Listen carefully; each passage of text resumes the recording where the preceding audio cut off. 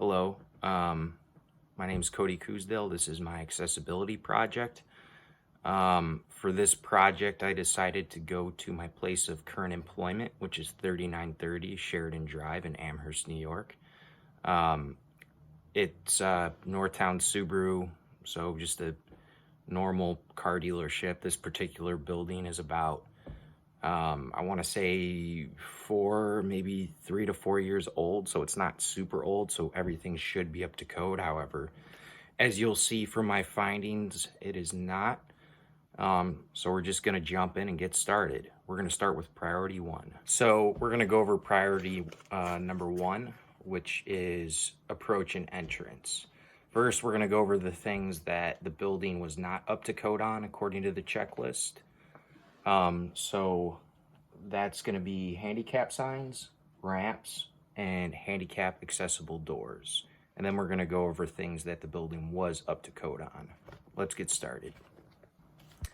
All right, so on to handicap signs for parking. According to the checklist, are accessible spaces identified with a sign that includes the international symbol of accessibility?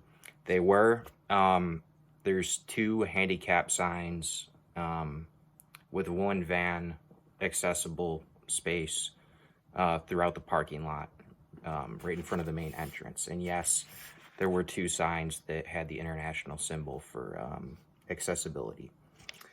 The next one was, is the bottom of the sign at least 60 inches above the ground? This was no. It's actually 28.5 inches from the bottom of the sign to the base of the ground. So that is something the store was not up to code on. Another thing about the signs is, according to the checklist, the sign should be reading van accessible, meaning that, if you have a parking space that is meant for a van that's meant for somebody with a disability, it should be labeled. They were not. They just had the international symbol for accessibility on them. The next issue that we had with the signs was, according to the checklist on 1.12, it reads, of the total parking spaces, are the accessible spaces located on the closest accessible route to the accessible entrances? So this one was a little tricky. I put down no because it is kind of far from the main entrance, which, mind you, the main entrance isn't an accessible doorway, which I'll get to. But there is one other door. However, that one's actually right in front of the two handicap parking spaces. But the problem with that is it's not meant for customers to go through. It's actually a door, well, two doors that we open up to bring cars on and off the showroom. So that's why I put no for that, because really it's not meant for that, or for customer use. So as you can see here, this talks all about ramps. And according to what I saw and found, there were no ramps. There's not really a way for somebody that requires a wheelchair, other types of disabilities that this may, impact. There's no way for them to access the building. There's just a staircase. So for that, I just kind of put NA because I didn't see anything, at least not as far as the entrance goes in the parking lot. So now we're going to move on to the issue of no handicap door. I kind of touched on it earlier, but I'm going to go through this portion of the checklist. So for priority number 1.37 says, is the main entrance accessible? And no, it is not, because as I previously just stated, there's just a staircase going up and there's a small ramp, not really like a, ramp like you'd use to, for a wheelchair, but just like a drop off of the curb. So there's no real way for anybody to access any of that. 1.38, if the main entrance is not accessible, is there an alternative accessible entrance? I put no because, like I said, there's just those two doors and the one's not designated for accessibility. Can the alternative accessibility entrance be used independently and during the same hours as the main entrance? No, because there is no entrance for accessibility. 1.39, do all and accessible entrances have signs indicating the location of the nearest accessible entrance? No, they do not, because again, there's only 2 doors. If not all entrances are accessible, is there a sign at the accessible entrance with the international symbol of accessibility? No.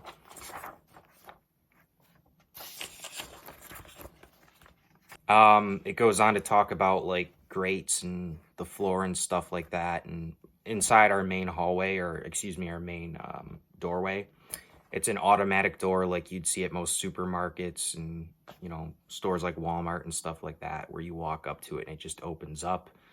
As soon as you walk in, there's a carpet, but it's secured. And so I didn't see any issues there. As far as the carpet goes, I measured it to be 3/16 of an inch, so it really doesn't come up that high. 1.49 of priority 1 says our edges of the carpets or mats securely attached to minimize tripping hazards. Yes. I mean, I could tell you personally, I work there every week, so I've never really seen an issue with it sliding. When I went to do my inspection, I try to move it with my foot and, you know, try to see if I could get it to wiggle or lift up or anything, and I didn't have any issues with that. So for 1.49, I put yes. All right. As I said before, we're going to go over the things the building did right, and that was parking spaces to accessible spaces ratio and space size. So that's something that they did do correctly. We will start with 1.2 of priority number 1, and that's if parking is provided for the public, are an adequate number of accessible spaces provided? And yes, because according to the sheet, for every 1 to 25 parking spaces, there should be 1 accessible space, and the store currently has 2, one of which being a van accessible space. 1.3 says of the accessible space is at least 1 a van accessible space. Like I just said, yes, there is. There's no issue there. 1.4, the parking space has to be at least 8 feet wide and an access aisle at least 5 feet wide. For that, it was yes, because the parking space measured out to be 107 inches and the access aisle was 99, so the perimeters were met for that. So for priority 2, just 2 things, and that's no ramps and no elevators. So for ramps, there are no ramps and there's no elevators, just because customers aren't going to go anywhere upstairs all admin and paperwork and stuff like that. Actually, there is 1 elevator. I lied. There's 1 elevator, but it's in the parts room, and customers aren't going to use that, just the parts guys. So that basically covers that. So the things that the building was successful on as far as the checklist goes was signs and doors when opening, meaning like the measurements all added up. Like I said, most of the other things didn't apply as far as like ramps and stuff like that. So for signs, 2.38, it asks if there's designating permanent rooms and spaces not likely to change over time. Yeah, we have a bunch of signs like that. It says showroom, detail,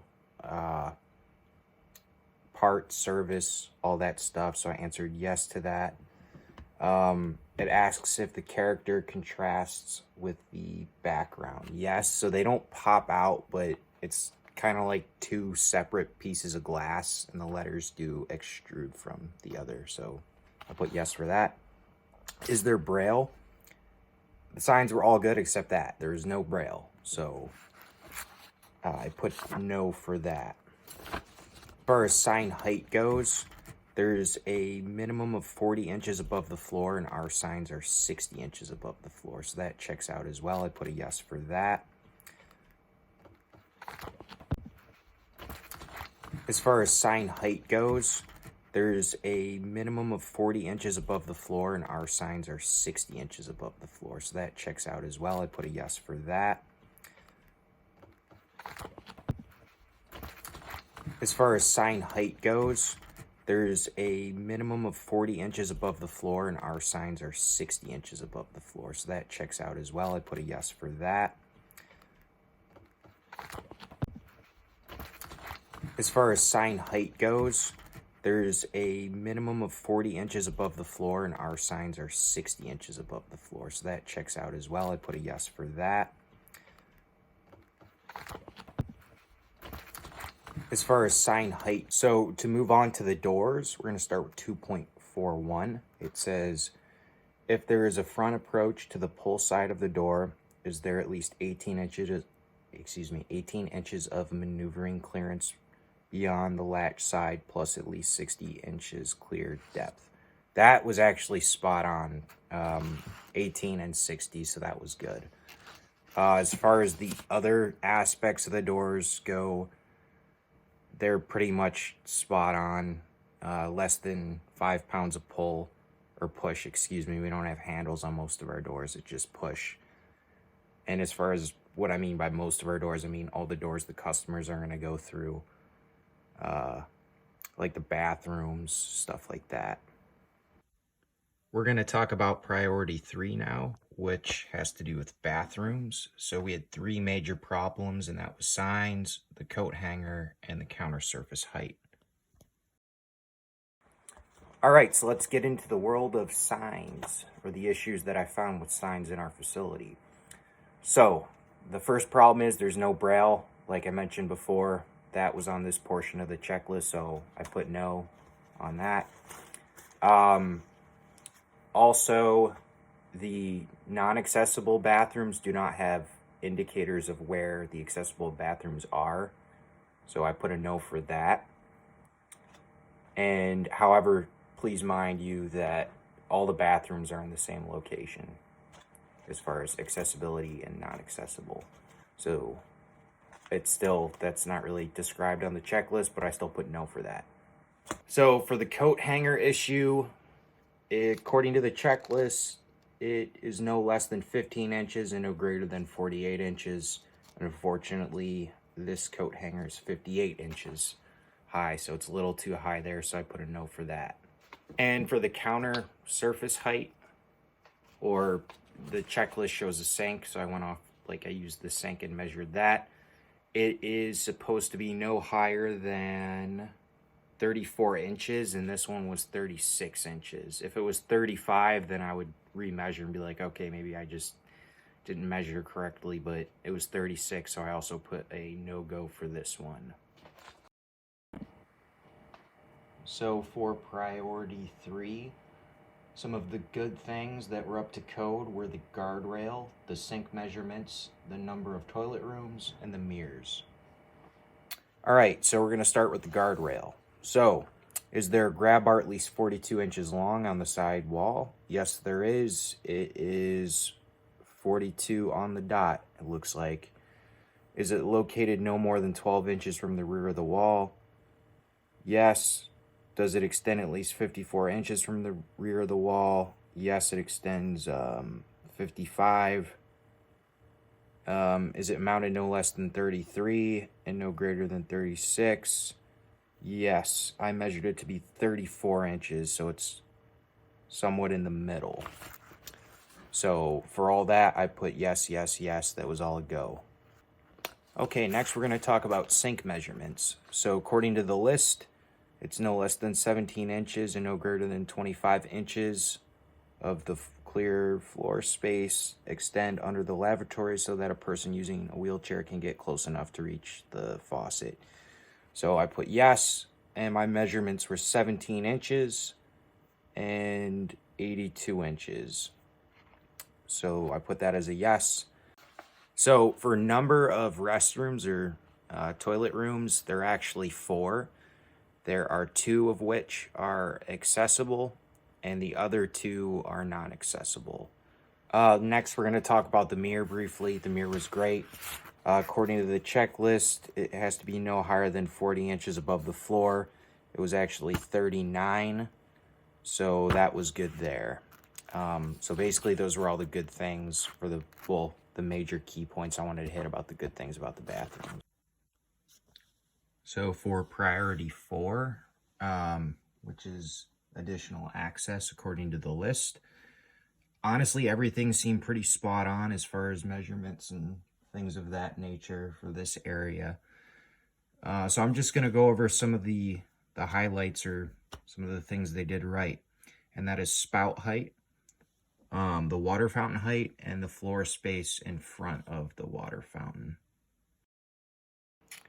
So for faucet height, according to the list, is the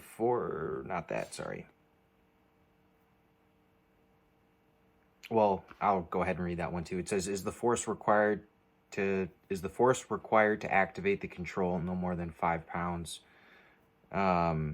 Yes, you just push it. It's definitely takes less than 5 pounds. Here we go. Is the spout height no higher than 36 inches above the floor? Yes, it was actually 31 for the shorter one and 34 for the higher one. So we're going to talk about floor space. So according to the checklist, it says, does at least one drinking fountain have a clear floor space at least 30 inches wide times at least 48 inches long, centered in the front of it for a forward approach? And yes, my measurements were 57 inches and 42, so that's definitely well beyond the parameters or the standard according to this. All right, so my recommendations are as stated: to raise signs, braille, fix any small measurement issues, and ramps. So for the signs, like I said, they're a little short. The accessibility signs out in the parking lot, so I'd raise those up. I would add braille. I feel like that's kind of a big issue, because if you have somebody that is blind, then how are they gonna, read the signs? Small measurement issues, like I said, there's quite a few of them. I think those should be fixed. If it's like a building error, then I don't know. I really don't know much about like how these companies fix stuff and, stuff of that nature. And then a big thing, probably the biggest thing I found, was like the ramp issue, because there's literally no way for a customer to get inside the building, if the customer is disabled and has like a wheelchair. So I think that's a big issue that needs to be addressed and fixed.